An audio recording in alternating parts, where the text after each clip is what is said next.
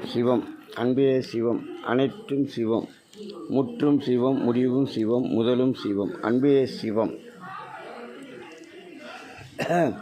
நாட்டு மக்களை அன்று அக்காலத்தில் நாட்டு மக்களை நல்ல செழிப்புடன் வழிநடத்திய வீரபாண்டிய கட்டபொம்மனை வெள்ளையன் தூக்கிலிட்டு கொன்றார். அதற்கு மூலப்பொருள் என்னவென்றால், அவர் உழைக்கும் மக்களை கடுமையாக உழைக்க வைத்து அதில் வரும் வருமானத்தை சேர்க்க வைத்து கொண்டு மக்களை அன்புடன் வழிநடத்தினார். ஆனால் அவர் பூமி நிலையை ஆராயவில்லை. எதிர்காலத்தில் பூமியில் பசுமை இடைவெளிகள், அதனால் ஏற்படும் ஆபத்துகளை அவர் அறியவில்லை. அதனால் இவன் அறிவு பாதையை இன்று வளரவிட்டால் எதிர்காலத்தில் பூமிக்கு ஆபத்து வரும் என்று அவரை வெள்ளையன் அறிவில் புகுந்து இறைவன் தூக்கில் கொன்றார். அதே நிலை அடிப்படையில் தான் இன்று அரசியல்வாதிகளும் நடமாட வேண்டிய பொருள்களை எல்லாம் அடுக்கி வைத்து கொண்டு தேக்க வைத்து கொண்டு வாழ்கிறார்கள். இதில் என்னவென்று இறைவன் கூறும் பதில் என்னவென்றால், அதே நிலையில் வாழ்வதால் இன்று காலகட்டத்தில் நீங்கள் எப்படி வாழ்ந்தாலும் இறைவன் கூறும் ஒரே பதில்தான்.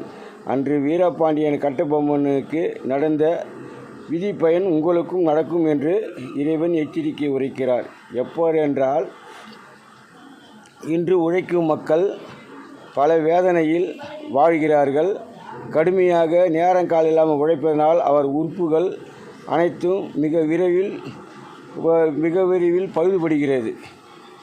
பழுதுபடுவதனால் பலவீனம் அடைந்து வாழ்வதால் அவர் இறப்புக்கு சென்ற பின்னும் அவர் உடல் மண்ணில் மறைந்தாலும் அது மீண்டும் மழைநீரில் கரைந்து பசுமை நீரிலும் கலைந்து பசுமைக்குள் உரமாகியும் பசுமையிலிருந்து வெளியேறும் காற்றிலும் மனிதன் சுவாசிக்கும் போது அந்த பலவீனம் மனித உறுப்பில் வேகமாக செயல்பட்டு வருகிறது.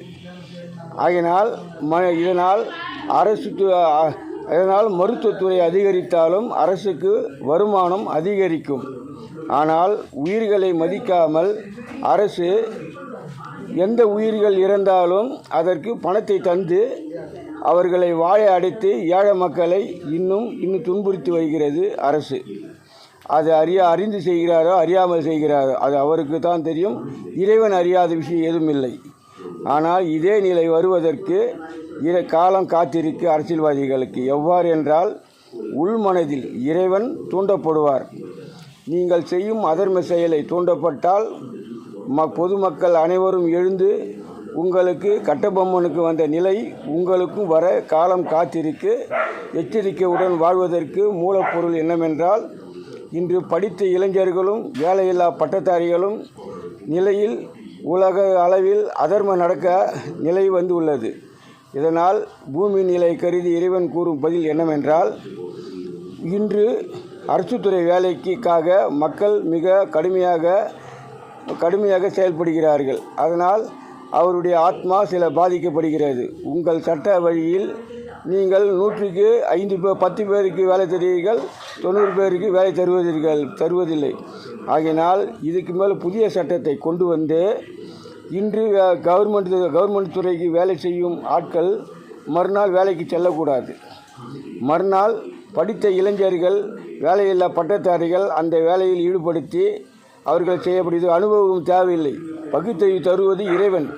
இது என்றும் இல்லை. அதுக்கு மூலப்பொருள் என்னவென்றால், இன்று புதிதாக ஒரு நோய்க்கு என்ன மருந்து கண்டுபிடிக்கிறார்கள், இல்லை 30 ஆண்டுக்கு முன்னே வாய்ந்த டாக்டர்கள் எவ்வாறு அவர்கள் சிகிச்சை தருகிறார்கள்? இல்லை, அத்தனைக்கும் பகுத்தறிவில் இறைவன் உரைத்து வருகிறார். அதே போன்று தான் இது. புதிதாக வேலைக்கு வந்தாலும் அவர்களுக்கு பகுத்தறிவில் இறைவன் உரைக்க காத்திருக்கிறார். இதெல்லாம் யோசிக்காமல் பூமி நிலையை கருதி நீங்கள்